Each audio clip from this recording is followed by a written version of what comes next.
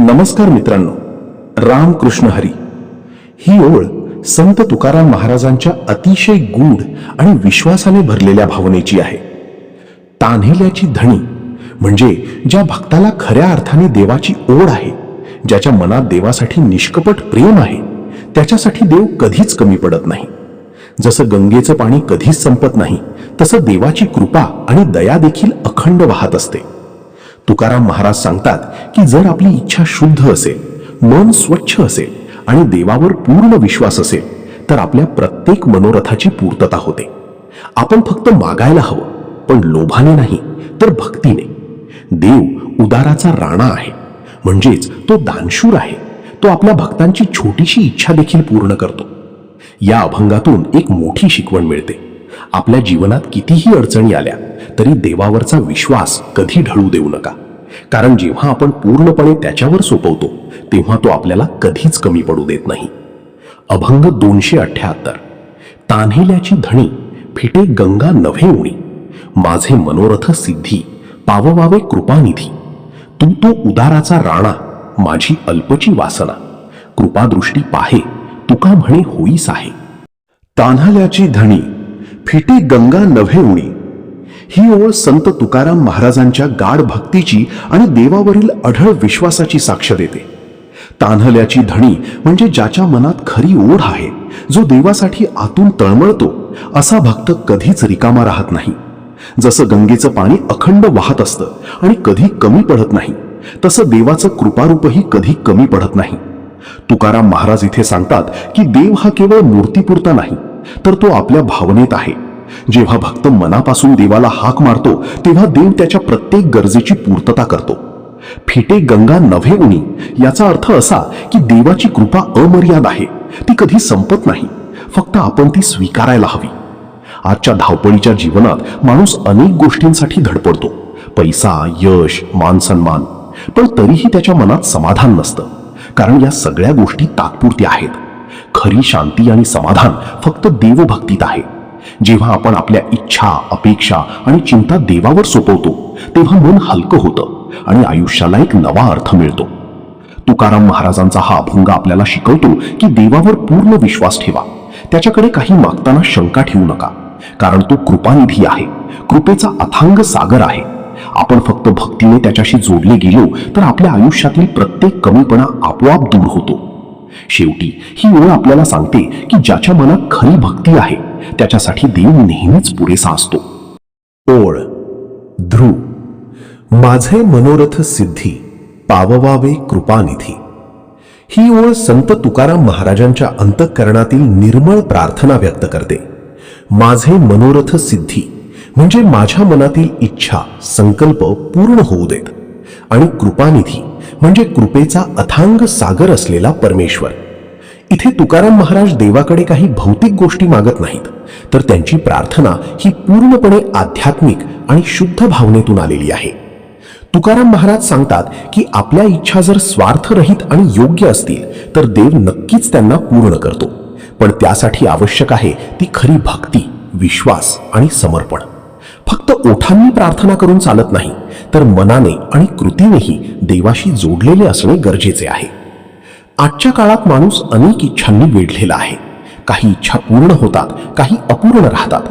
पण जेव्हा आपण आपल्या इच्छा देवावर सोपवतो आणि त्याच्या इच्छेनुसार जगायला शिकतो तेव्हा आपल्या मनाला खऱ्या अर्थाने शांती मिळते, कारण देव नेहमीच आपल्या भल्याचाच विचार करतो. कधी कधी आपल्याला वाटतं की आपली इच्छा पूर्ण झाली नाही, पण त्यामागेही देवाची काहीतरी चांगली योजना असते. कृपानिधी या शब्दातून तुकाराम महाराज देवाच्या अपार कृपेचा उल्लेख करतात. देवाची कृपा मिळवण्यासाठी मोठे यज्ञ, दान किंवा दिखाऊपणा आवश्यक नाही. फक्त मनापासून केलेली भक्ती आणि प्रामाणिकपणा पुरेसा असतो. जेव्हा आपण देवावर पूर्ण विश्वास ठेवतो तेव्हा तो आपल्या आयुष्यातील अडचणी दूर करून योग्य मार्ग दाखवतो.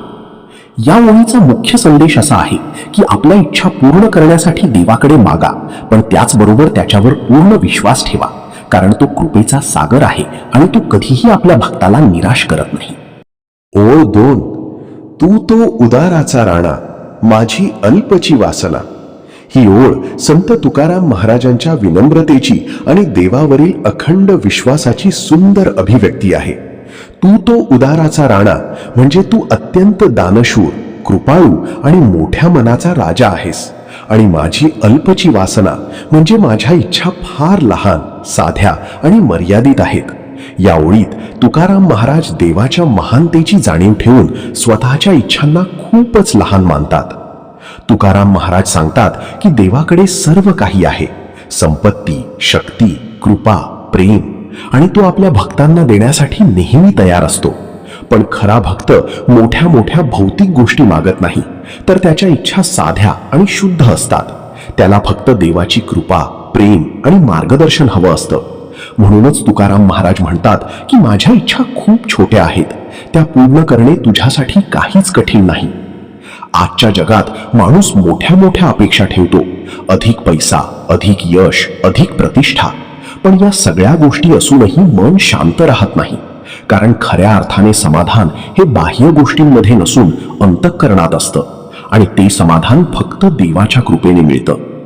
या ओळीतून आपल्याला शिकायला मिळतं की आपण आपल्या इच्छांचा आढावा घ्यायला हवा. त्या योग्य आहेत का? त्या आपल्याला शांतता देतात का? जर नाही तर आपण त्या कमी करून देवावर विश्वास ठेवायला हवा. जेव्हा आपण साधेपणाने जगतो आणि देवाकडे फक्त आवश्यक तेच मागतो, तेव्हा आयुष्य अधिक सुंदर आणि शांत होतं.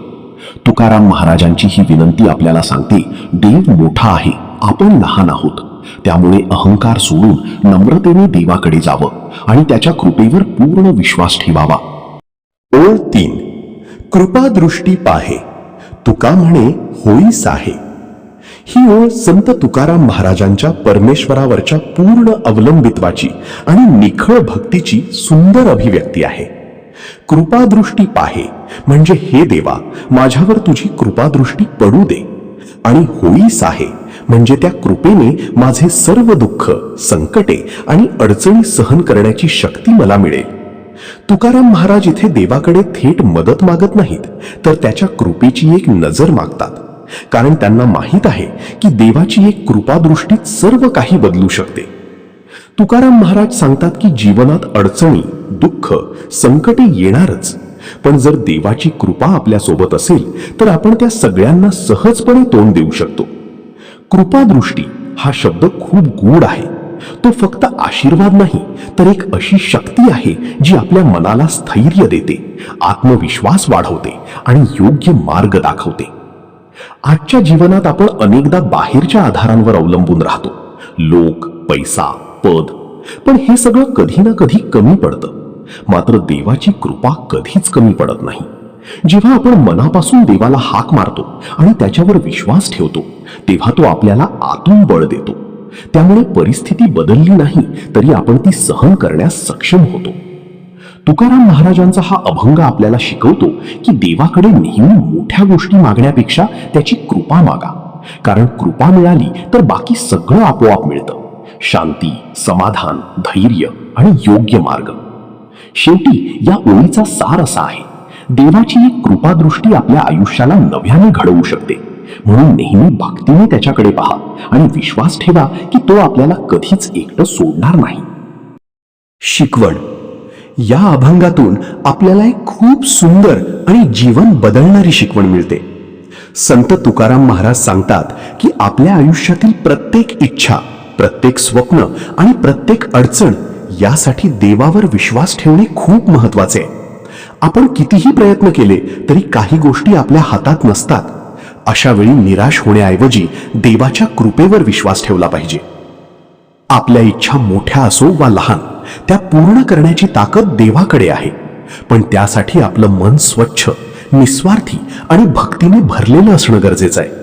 तुकाराम महाराज आपल्याला शिकवतात की देवाकडे केवळ मागणं नाही, तर त्याच्यावर पूर्ण श्रद्धा ठेवणं आणि त्याच्या इच्छेनुसार चालणं हेच खरं भक्तीचं लक्षण आहे. जेव्हा देवाची कृपादृष्टी आपल्यावर पडते, तेव्हा आपल्या आयुष्यातील संकट लहान वाटू लागतात आणि आपण त्यांना धैर्याने सामोरं जातो. म्हणूनच आयुष्यात काहीही घडलं तरी देवावरचा विश्वास कधीही सोडू नका. शेवटी एवढंच लक्षात ठेवा, देवाची कृपा असेल तर अशक्य काहीच नाही.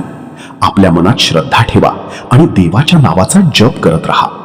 राम कृष्ण हरी.